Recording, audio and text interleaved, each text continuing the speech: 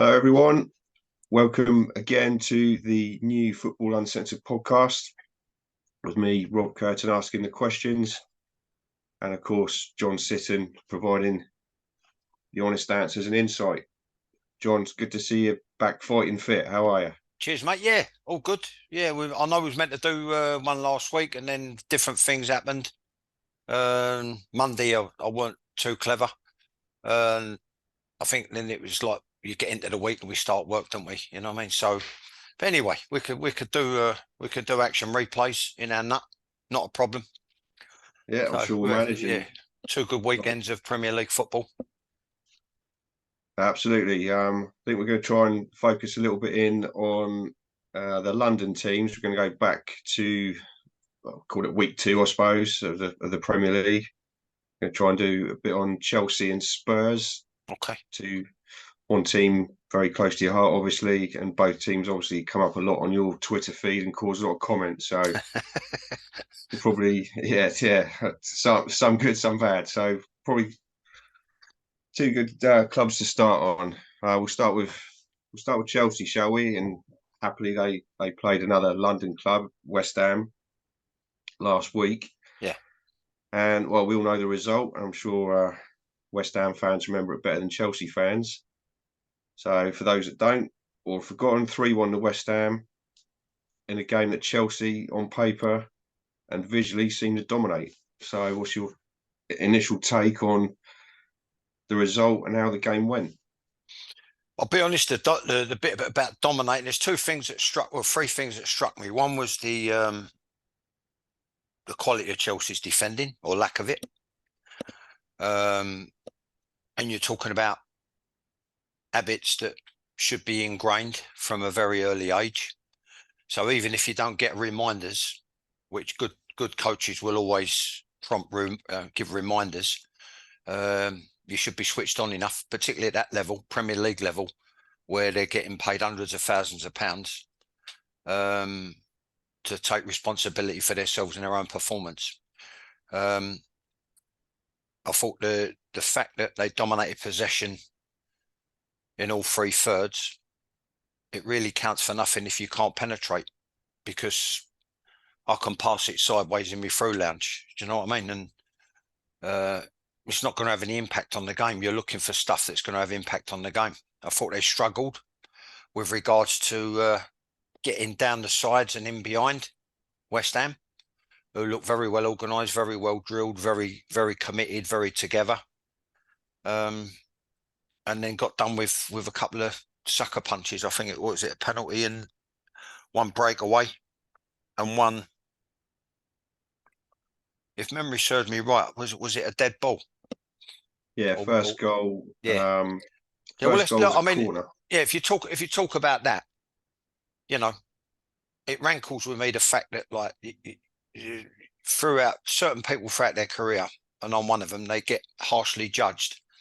And you could probably count the number of absolute stinkers I had on one end over the period of a few hundred games. But I'm going to be honest with you, it brings me to the third thing, which went out my head, which in the aftermath, Pochettino was talking about work in progress. Right, well, every single football club, every single day, and then every single week is a work in progress, which I'll come to.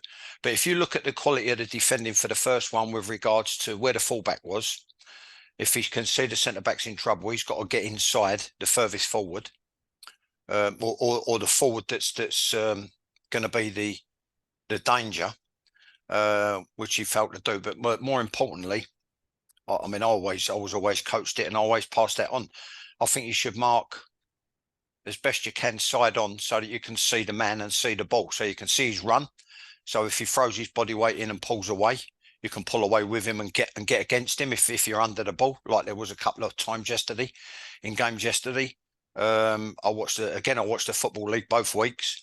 Some of the defending now, and you're looking at it, you just think, well, this is schoolboy defending. It needs to be rehearsed. So you need to be sideways on where you can see the ball and coming in and the player, and then you pick his run off accordingly. So if he sort of threatens the back and then goes to get a crochet, you just get in his body line. If he goes to run you under the ball and pull away, you know, you've got to try and stay with him and you've got to get against him. What I saw is I saw literally the forward, the defender square on to the delivery, right? So the delivery's coming in. So instead of his body position being open like that, so he could see the ball coming in and he could see the forward, he was like that and got caught under the ball. And in the end, it was quite a yeah, simple finish. Now, the other one, the Antonio breakaway, right? On that, it's something, if it's well taught to you, like it was when I was a kid at Chelsea, and then if you're reminded by senior coaches who came to the club like Brian Eastick, and then I had him again at Leyton Orient, then you're listening to other coaches like Pat Rice at Arsenal when I come up against him, or I used to watch him take a team, Arsenal's youth team, or come up against him when I was at the O's youth team. And then you go to behind closed doors games and you listen to people like George Graham. They would always remind their back players when they're attacking, when they've got the ball, quite possibly you could be at your most vulnerable. And I'll never forget hearing them say, be ready, it's coming back at you. Be ready, it's coming back at you. Be ready, be first, make sure you're switched on, etc., etc. And what I saw again, I saw schoolboy defending from Chelsea where they were more or less man for man, but they weren't set up and they weren't ready. And you could have drove a Sherman tank across the pitch laterally. When you look at the gap between the last back players who couldn't deal with Antonio and one of the runners, and the midfield. And it reminded me very much again of my time when I broke into the first team as a 19-year-old. You know what I mean? You could drive. Oh, you had like Ray Wilkins. He could get up and down and do both. And he's what he offered was more offensive, but he would also take defensive responsibilities as well. But I remember a good hiding at Arsenal where it looked very, very similar to that. We had like the back players under siege, got caught on the break, but no one was offering any protection. And then obviously you had the penalty that wrapped it up. Yeah. The yeah. work in Rob, I just got to think, sorry, the work in progress Right. bit. I mean, I don't get why, unless they just want an early night, I don't get why people don't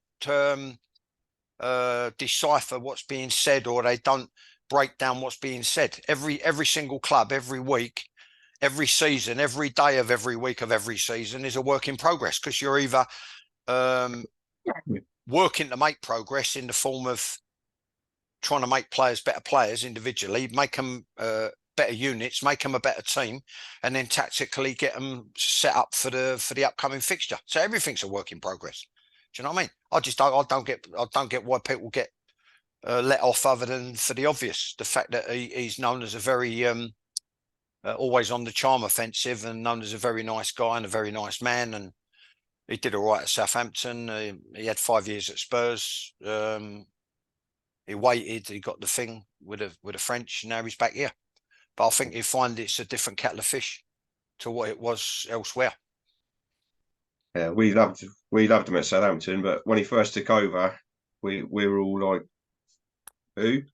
Bit like when Wenger took over at Arsenal, I suppose. But going back to the game, you said about you'll pick up on work in progress there, and you use some terms from Brian Eastick and George Graham. Pat I think Rice, you another named. one. Yeah, they would Oh, always be barking, like if they're yeah, attacking.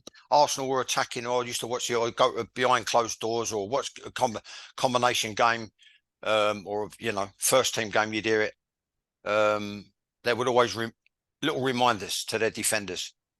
If yeah, the ball pops out, you've got to make sure that you kill it at source. You kill the counter attack at source. So that means either yeah, being first to the ball, in which case you keep the opposition under sustained pressure, which, like in terms of the statistics, Chelsea had a lot of,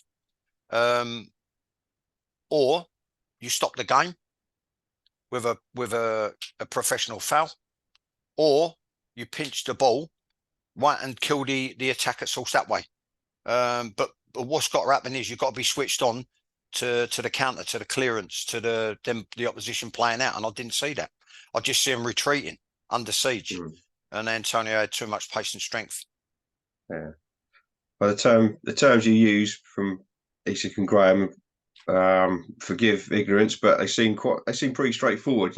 Be ready, be first. Yeah, It's coming. It's going to come back to you. yeah. It's going These to come back at days, you. Yeah. we'll. I mean, we'll go. We may touch on it a little bit more when we talk about the Spurs game as well. and other future podcasts. But there's a lot of stuff these days, the terms the pundits and the commentators use, and I'll quote a few of the favourites, the favourite ones, if you like. The low block. Another one escapes me, but we go that one. The low block and counter press. You can name a few, but Yeah, to me, the ones you quoted there, is for your defenders, be ready, be first. It's coming back to you and yeah, drilling the marking. yeah. It, it doesn't seem a complicated game, but some teams and some managers and some players maybe contrive to make it so by trying to be, Yeah. I don't know, trying to be too modern and trying to be, I don't know, I could be talking absolute rubbish. You know far better than I do. No, I just think pundits and media, they pick up things that they've heard people in football come up with. They'll come up with a new saying, they'll come up with a new buzzword on the training ground, and then they'll have a press day, or they'll have a day where people are gathered round, maybe watching a session, and then to look good, someone to say something, all this, turnover. I mean, I thought that was a rugby term. What's wrong with change of Yeah, possession? Do you know what I mean? Counter attack. Okay, that's more or less stayed as is. Although they do throw these other ones in, but in terms of what I'm saying, when you've got someone under pressure like Chelsea did, you've got to think about turning the screw and keeping them under sustained pressure. Also, it nullifies any threat, which West Ham that seems to be their game, particularly when I look at them yesterday with Brighton, or the other day with Brighton. I watched it on both Saturday and yesterday. When I looked at them with Brighton, they seem to. This ties in what you said about the low block. I just always knew it as defending deep. Get your oh yeah, men there you down, go. get your men, yeah, There's and defending deep. So, but now it's low block. You know what I mean? yeah, And really and truly, there's two reasons for defending deep. One is because you think the opposition have got, which is where Newcastle went wrong. They probably should have defended a little bit deeper.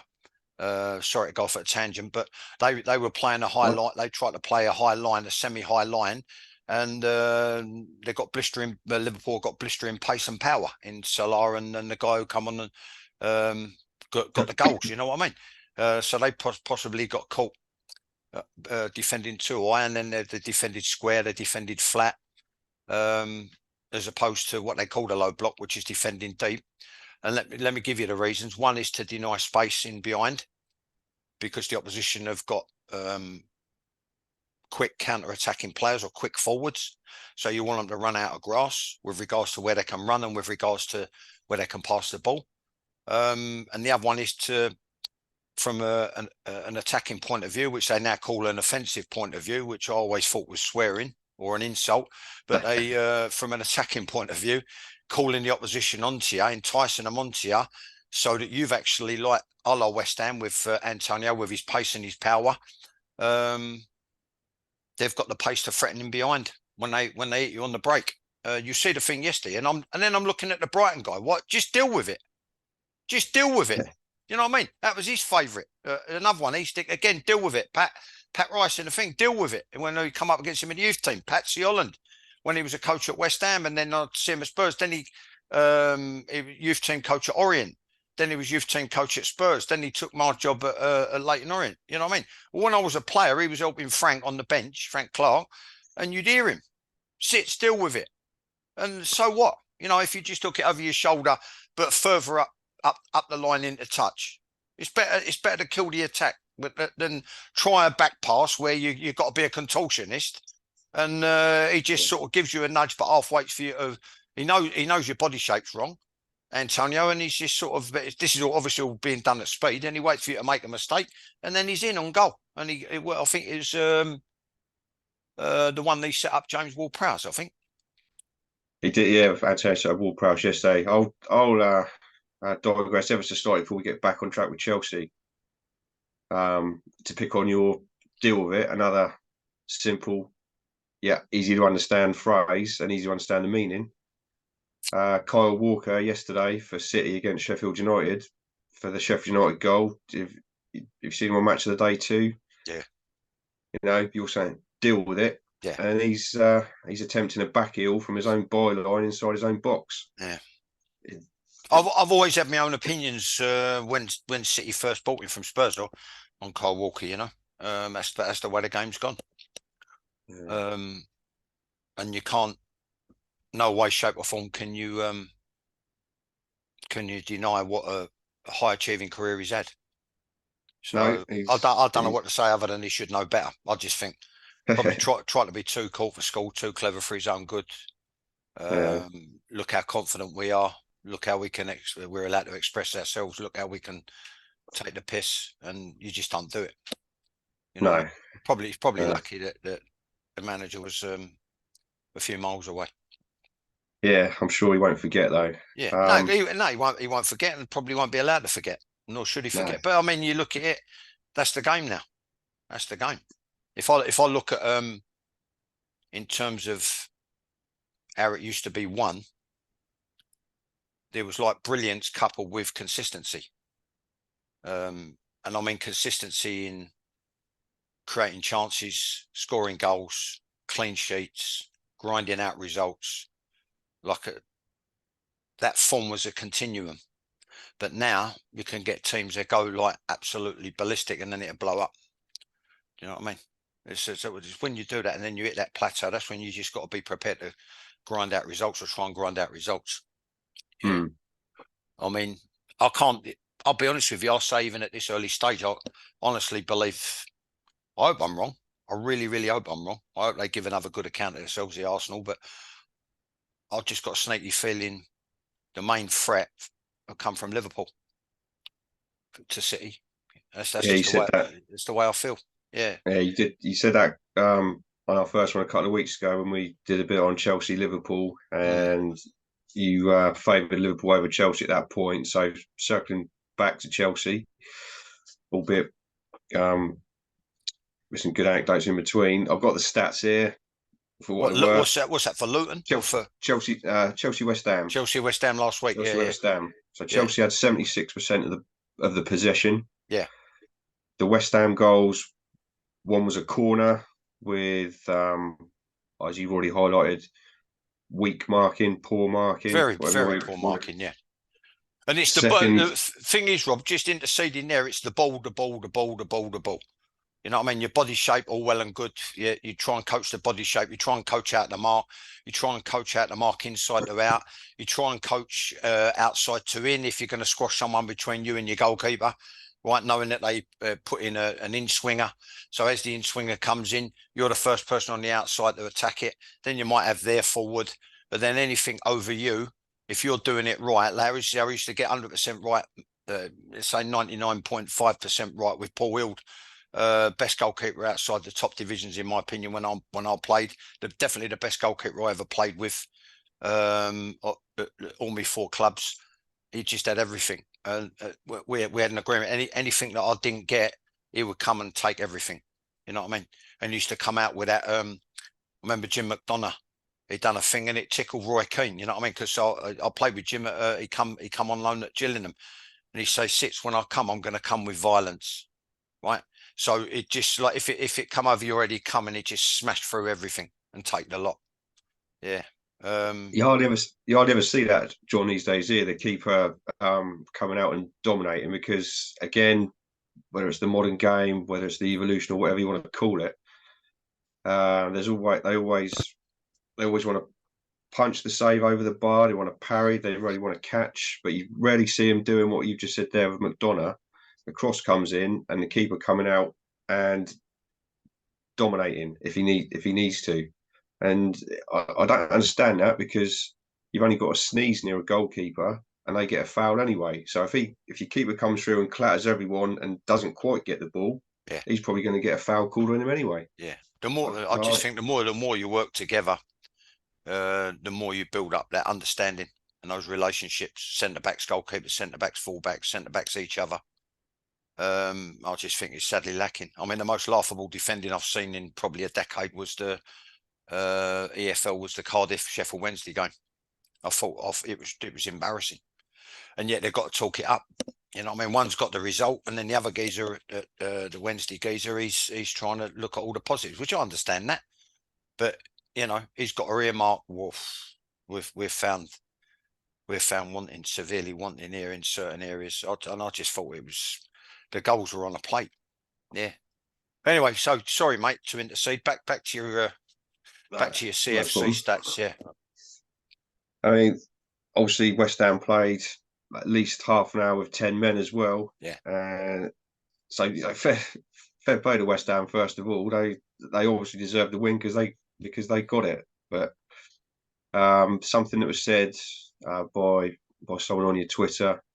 I think Ben Chilwell was on Football Focus last weekend. Okay. He's one of the features, and I think he said something along the lines. He was asked something along the lines of, "So what went wrong last season?" Yeah. And he pretty much pleaded the fifth, as Yeah. they're all trying to do these days. You know, they're not going to say, "Well, actually, it was this and it was this and it was this." They're Yeah. going to go, "Well," and wishy washy. So I mean, I'm sure you could list a long reel of things that went wrong for Chelsea last season and still are. I saw So that. where, I saw that bit, and I made a comment on Twitter, and then someone said, "Well, maybe that's why you never said anything," because I said, like, well, basically, where do you start?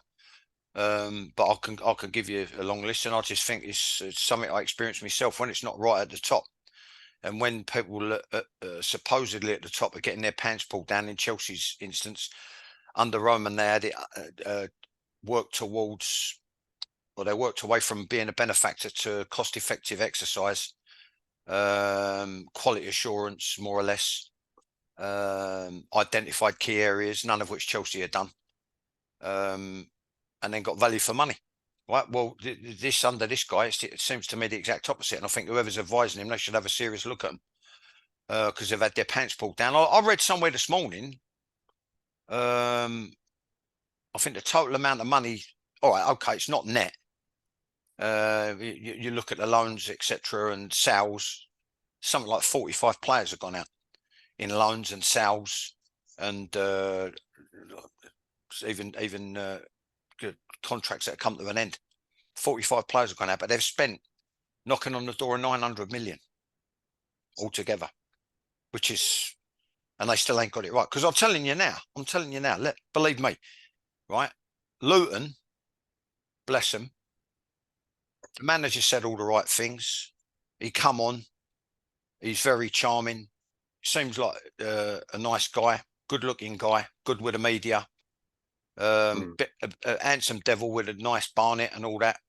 And he's saying about how proud he is of the club and the players. And something. Make no mistake about it, they'll be the season's whipping boys. They're a two-star nap to go down. Right, so I wouldn't be yeah, getting excited about a 3-0 win over Luton. And I actually said it on Twitter, you know what I mean? Because I didn't know the score. I was listening to music and working.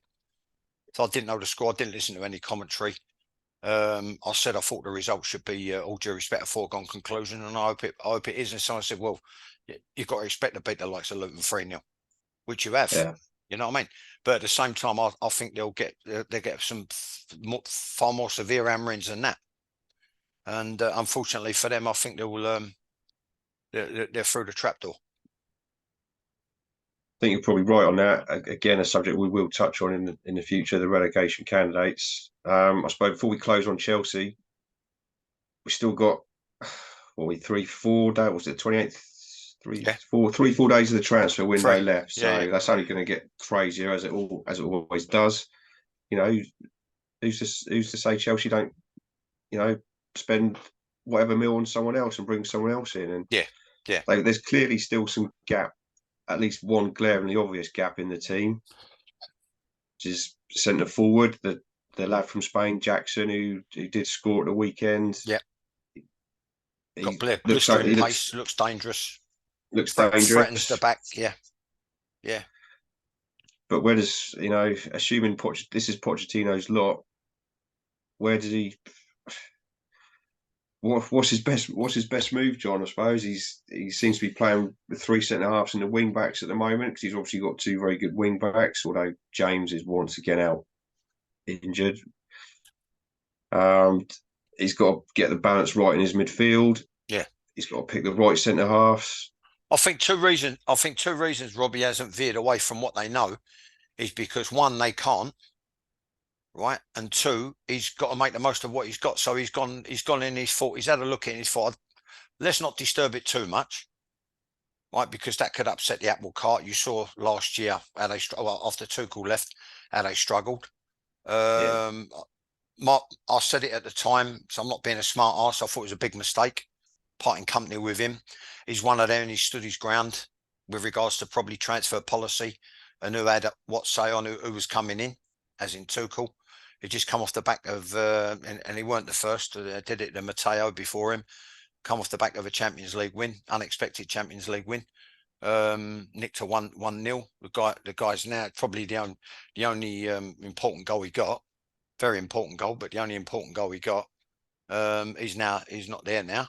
I think he's coming. Pochettino looks at it and goes, well, I don't want to disturb it too much because I can't disturb it too much. Let's go with more or less what they know. Then at the same time, it marries in with him saying, well, you know, I've got to try and get the most from what I've got. So you've got that problem. The width more or less comes from the wing backs. And if they do wriggle down the side like they did, you saw it with Raheem Sterling like he did when he's hit that ball across the box. More often than not, and that's his best chance, is how he got the goal. We picked off across the front of the guy and made first contact. They haven't really got any sort of what you might call heavyweight presence in there. So it's got to be done with guile and by stealth mm. and with pace, which I think the kid can provide. But I don't see a great deal of creativity in the centre of the park. And I still think there's a problem at centre back. Yeah, I think their most consistent performer, and it's nothing to do with experience. I look at it and I think a lot of it is just basic football intelligence, and whether they've been taught, whether it's been ingrained as a kid, because you should get taught habits that stay with you for life. There's certain things that happen on the football field, particularly in one of the most difficult areas of centre back against the centre forward, where habitually it doesn't change. Statistically, it doesn't change. There's certain things that you've got to learn how to deal with, and you've got to learn how to read the situation. And unfortunately, the best one at that is, what is he, 37 and with a glass knee? Thiago Silva. Yeah. 37, 38, is he? I mean, they still haven't addressed those areas. And I think if he finishes in the top 6, he's done all right. If he finishes 6th, he's done all right. That's my opinion. We will see Yeah, as the season evolves. We'll move on to Spurs if you don't mind, because they strike me as a team with similar problems to Chelsea in terms of personnel. You've just mentioned centre forward for Chelsea and centre back. Spurs, obviously, we touched on last time. They've lost one of the best centre forwards in the world, yeah, and their defensive issues last year were clear for anyone to see, from the layman to the expert. And have they addressed? Obviously, they haven't really addressed Kane yet. Have they addressed the centre half yet? I think they've got. I'm guessing he's Dutch, Van der Venden or something like that. They've yeah, changed the keeper, yeah, but to me, Spurs seem to have similar problems to Chelsea. yeah, Although they managed to beat Man United 2-0 last weekend, and yeah. I think played pretty well. You could argue Man United weren't that great. So Yeah, I thought United that were could have, diabolical. I mean, yeah, I mean, to have it right, Spurs could have been out of sight. Man United could have battered them and had them out of sight if they'd have taken their chances. I think they missed 3 good chances. 2 of them were headers that I'd put away now, and one by Rashford and one by Fernandes. that was a shocker from Fernandes. Yeah, when I look at the gaps between the rest of the players, let's say the rest of the players, because it wasn't set up as in like forwards, midfield, back players. There was just like crowd of players, and it broke down. Then you looked, or the camera looked, and followed the ball, and then all of a sudden you got Spurs running at 2 or 3, and the same thing happened yesterday. Funny enough, 2 or 3 Man United players. So that's got to be worked on, and the discipline has got to be instilled in the players. I'll see him go like that. The ball come out of when Bissaka got beat in the air, to flick on, and then they'd done him on the breakaway for the first Forest goal after a couple of minutes. Yeah, but whatever he's done, he's got off to a good start, the manager there. And although I said 5 years ago that they needed to start phasing out Lloris, Lloris. They need to start fading out. 5, 6, 7 years ago, the centre backs were all getting old together. They obviously put the money into other areas. It seems to me that the way he's remedied it is to alleviate any pressure from an under siege back three, back four, back five. In this case, with a new goalkeeper in the back three, is to play higher up the field, play on the front foot. And very clever what you said. I like to set my teams up that way. When they said about the goals are obviously going to have to come from different areas because Harry's left. Well, there's no other option. So it doesn't matter how he sets his team up. People have got to chip in with goals from other areas of the field. I think it's significant at the weekend again. No, in the first game? No, it was the weekend. What would that be? It'd be a fullback. Was it Davis? Davis got one of the goals, and Yeah, yeah, and the other guy, back player, or he could probably be a centre back or defensive midfield player if you like, with the first one. So again, the forwards haven't scored, so that's Son and the Brazilian Richarlison, which I already said I won't fancy going for a whole season with him. no. No, I I wouldn't mean, hang me out on him for a season. no, it'd be But interesting to I bet see. very quickly on what you just said, Rob, about the thing with 3 days left. I think if you ain't okay, fair enough, there might be an exception, but it really has got to be an exception. The way I think the way you should try and conduct yourself, if you ain't got your business wrapped up by the start of pre-season, then I think you're on a sticky wicket. It could be a buy born out of desperation. It could be someone's leftovers. It could be a mind game where someone said, "Oh, well, yeah, but so and so are after him. Oh, we're getting quick before them." When that goes on in football, the prospective buying club who ends up not buying the player had no intention of buying the player in the first place. Yeah, So you've got to understand all these bluffs and counter bluffs to get people to use up their budget. I think that was a bit of the story around the recent Chelsea buys of Lavia and Cosiedo, wasn't it? So that it was the whole Chelsea versus Liverpool, who they're going to go to. What the true story is, probably no one's really going to know. Whether the players said, "I'm going to Chelsea, I'm not interested in Liverpool," whether it was Liverpool trying to bluff Chelsea, as you say, Yeah, who knows? who Fact is, knows? Yeah, Chelsea have spent 170 odd million on two more midfield players that they've got to try yeah. and get a tune out of, along with. And value for money, if you look at it, Liverpool, they've got an Argentinian World Cup winner. I forgot the other guy's name, but when he looked at what's his name? The other You guy can they try and got in. pronounce.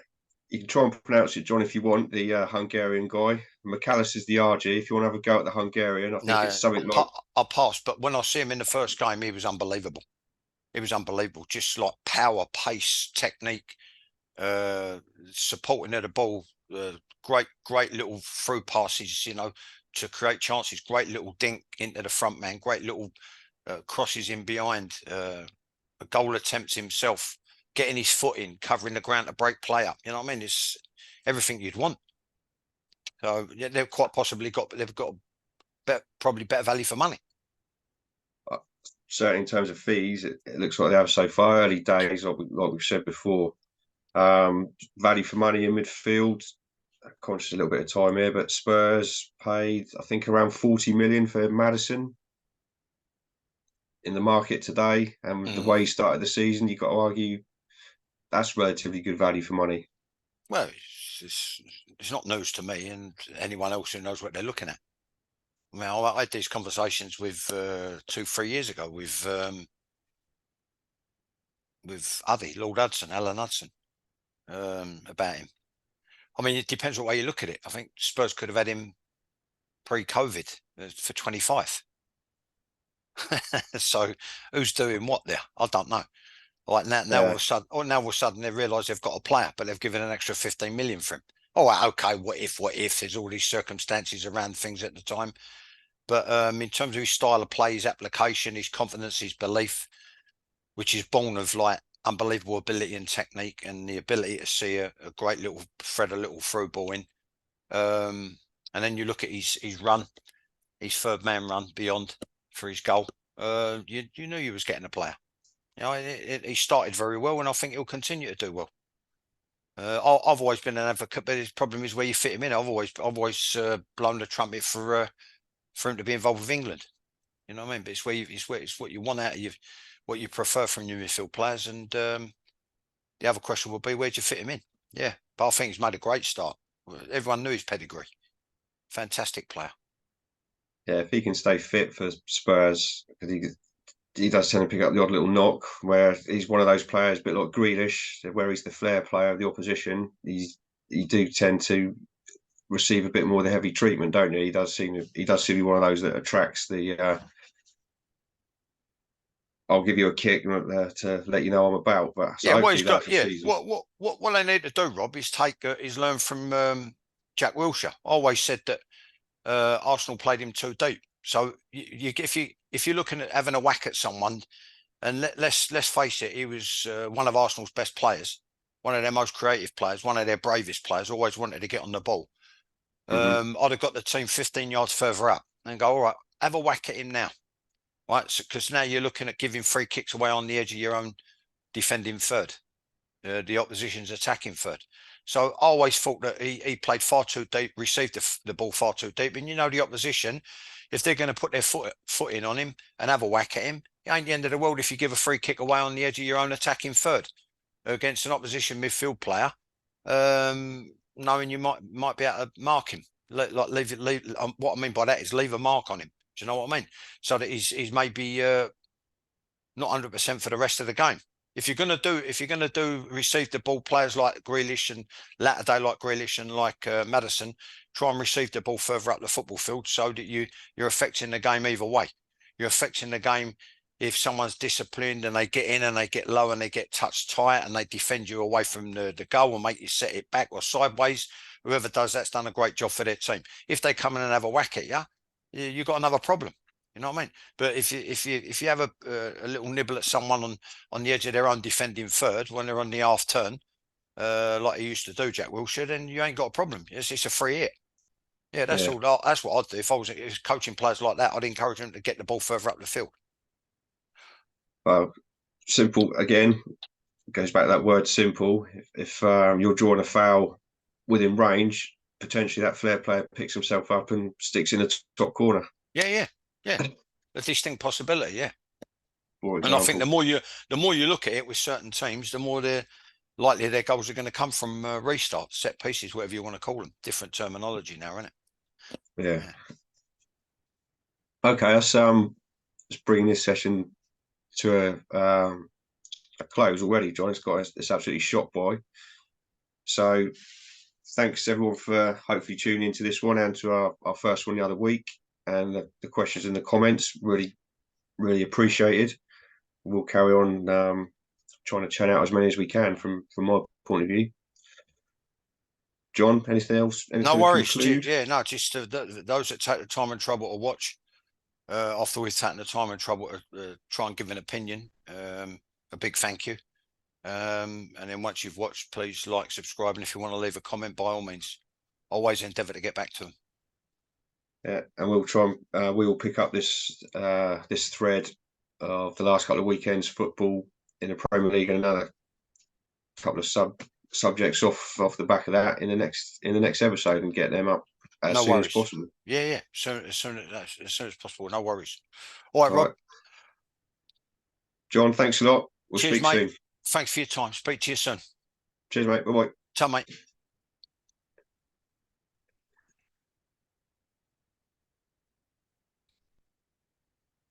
John, what do you reckon? Do you reckon we can do another one? Yeah. Yeah. Let me just. I want to stop this. Yeah, I think you got once you stop recording, your son will be able to edit this out anyway. Yeah. Just